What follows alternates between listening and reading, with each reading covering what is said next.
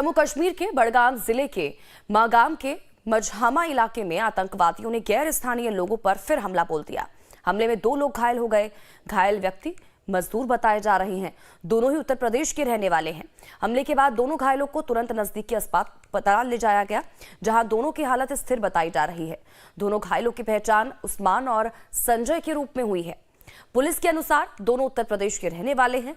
वो जिले में सरकार की जल जीवन परियोजना में श्रमिक के रूप में काम कर रहे थे। अब पूरे इलाके की घेराबंदी कर दी गई है और संदिग्ध आतंकवादियों को पकड़ने की कोशिश की जा रही है। दरअसल आपको बता दें कि यह हमला केंद्र शासित प्रदेश के गंदेरबल जिले में 7 लोगों की हत्या और कई के घायल होने के करीब 2 हफ्ते बाद हुआ है। तो इसी से जुड़ी 2 तस्वीरें आपको दिखा रहे हैं। जिस वक्त दोनों ही मजदूरों पर फायरिंग की गई थी, उस दौरान की तस्वीरें हैं। दोनों ही मजदूर उत्तर प्रदेश के रहने वाले बताए जा रहे हैं और जम्मू कश्मीर में सरकार की जल जीवन परियोजना में श्रमिक के रूप में ये दोनों ही काम कर रहे थे। जैसे ही दोनों को गोली लगी और पुलिस प्रशासन को इसको सूचना मिली, दोनों को ही अस्पताल में भर्ती कराया गया, जहां पर फिलहाल दोनों की जो स्थिति है वो स्थिर बताई जा रही है। तो वहीं दूसरी तरफ आप तस्वीरों में देख रहे हैं कि किस तरह से पूरे इलाके को सुरक्षा बलों ने घेरा हुआ है और सर्च ऑपरेशन यहां पर चलाया जा रहा है।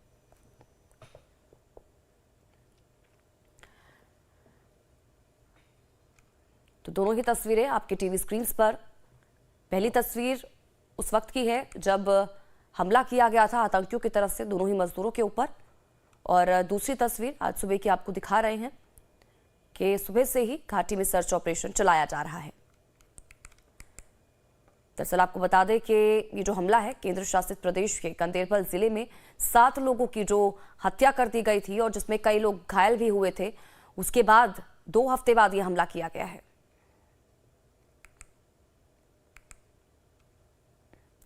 तो जम्मू कश्मीर में आतंकियों की तरफ से एक बार फिर से आतंकी हमले को अंजाम दिया गया। तो देखिए, आतंकियों के निशाने पर लगातार आम लोग हैं और मजदूर हैं। तो गैर स्थानीय लोगों को लगातार निशाना बनाया जा रहा है। बड़गाम में 2 मजदूरों को इस बार गोली मारी गई है। कथित तौर पर पीड़ित इलाके के बाहर से थे, क्योंकि दोनों उत्तर प्रदेश के बताए जा रहे हैं। पुलिस की तरफ से जो जानकारी दी गई है, और ये घटना गंदेरबल जिले में आतंकी हमले के 2 सप्ताह से भी कम समय में हुई है। गंदेरबल जिले में एक डॉक्टर और 6 कंस्ट्रक्शन वर्कर्स की हत्या कर दी गई थी। पुलवामा में आतंकी हमले में घायल हुआ था यूपी का निवासी। तो वहीं सरकारी कर्मचारियों और सेना के जवानों को निशाना बना रहे थे आतंकियों की इस कार्रवाई को टारगेट किलिंग का नाम दिया गया है।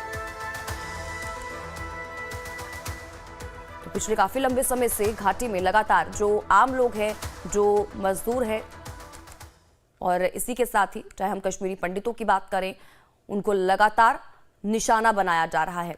रविंद्र श्रीवास्तव ज्यादा जानकारी के साथ हमारे संवाददाता इसी खबर पर जुड़ चुके हैं। सीधा रुख उनका करेंगे और जानकारी लेंगे क्या कुछ अपडेट है उनके पास। रविंद्र, सबसे पहले तो ये जानकारी दीजिएगा कि क्या अभी जो ऑपरेशन है वो अभी भी जारी है या फिर कुछ पता चल पाया है आतंकियों को लेकर?